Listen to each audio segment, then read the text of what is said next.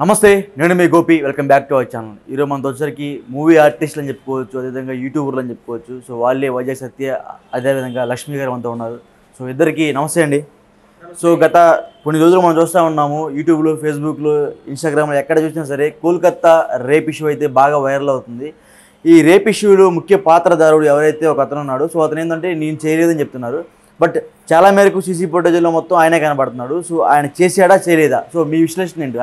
ఖచ్చితంగా సంజయ్ రాయ్ అనే వ్యక్తి, ఆ దుర్మార్గుడే ఈ 31 ఏళ్ళ జూనియర్ డాక్టర్ని రేప్ చేశాడని నేనైతే విశ్వసిస్తున్నాను.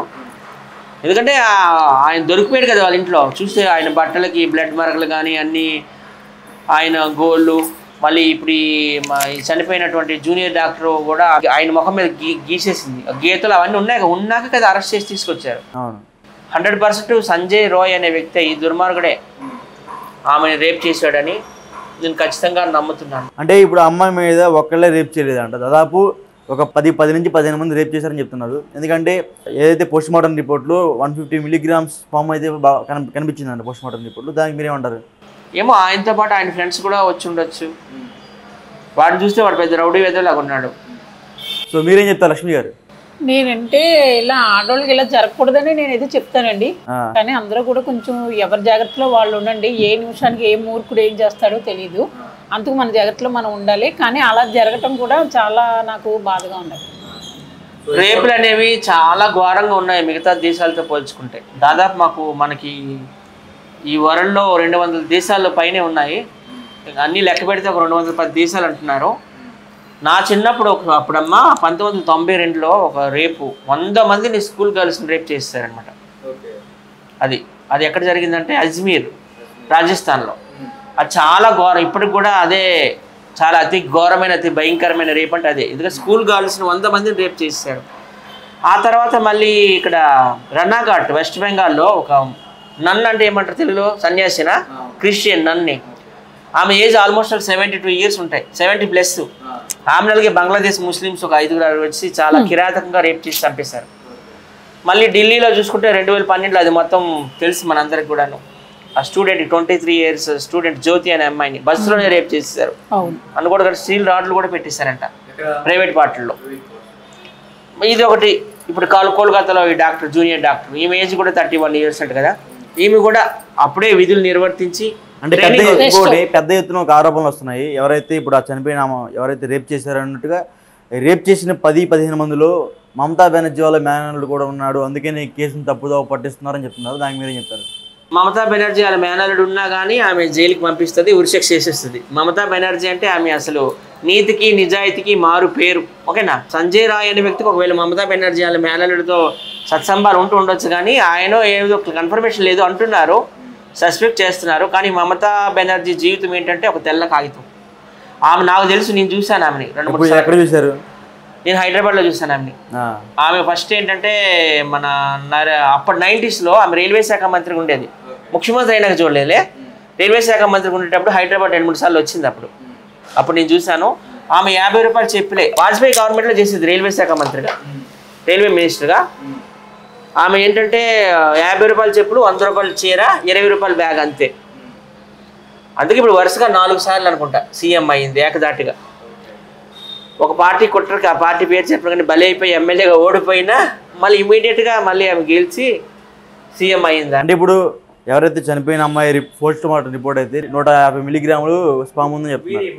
సో అది నిజమా అబద్ధమా? నిజమే. మరి డాక్టర్లు ఇచ్చిన రిపోర్టే కదా అది. 150 గ్రాములు వీర్యం ఆమె బాడీలో లభించింది అన్నారు. ప్రైవేట్ పార్ట్లన్నీ చాలా ఘోరంగా దెబ్బతిన్నాయని విన్నారు. చాలామంది రేపులో ఉండొచ్చు. ఇండియాలో ఒక కోల్కతానే కాదు, రీసెంట్గా హైదరాబాద్లో కూడా ఇలాంటి చాలా అయ్యాయి.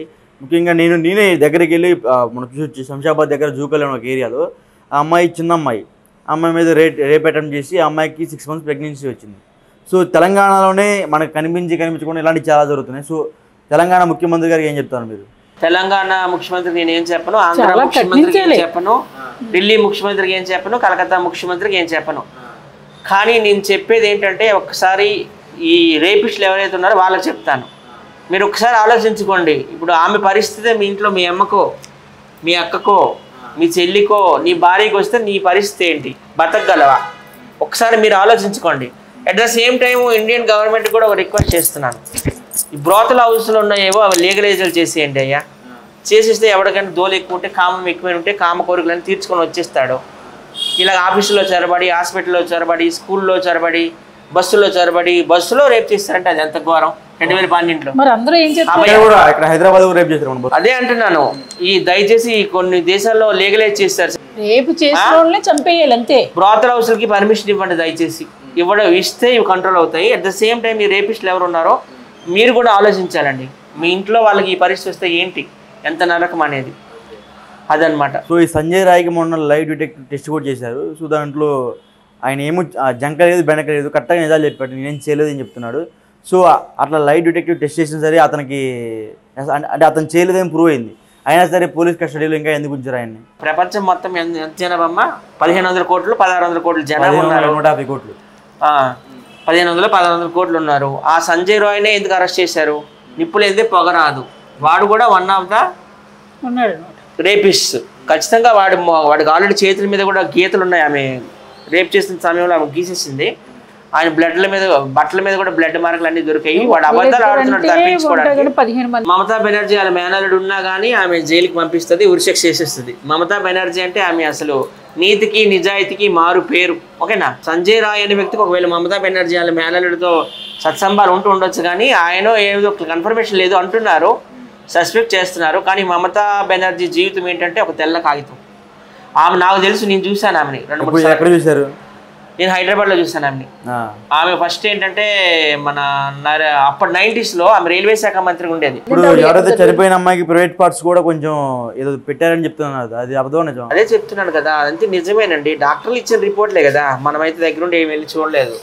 చాలా ఘోరాతి ఘోరంగా ఒకళ్ళ తర్వాత ఒకళ్ళు చెప్తా అంటే ఏ ఆడదైనా సరే ఎక్కడ దొరికితే అక్కడ గీరేస్తుంది.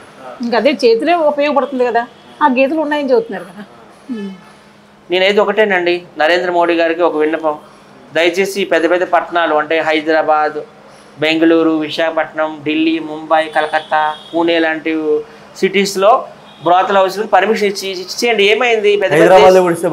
అదే అంటున్నాను, ఇచ్చేస్తే ఎవరికైనా ఏదైనా కాము ఉంటే అక్కడ వెళ్ళి ఎంజాయ్ చేసి వస్తారు. అక్కడ ఉన్న వేషాలు కూడా చెప్తున్నారు, మా దగ్గరికి రండి, ఆల్రెడీ ఆలియా భట్ ఒక సినిమా తీసింది కదా, ఏంటది ఇవాళ, ఆ సినిమాలో కూడా పర్మిషన్ ఇచ్చారు కదా బ్రోతల్ హౌస్లకి.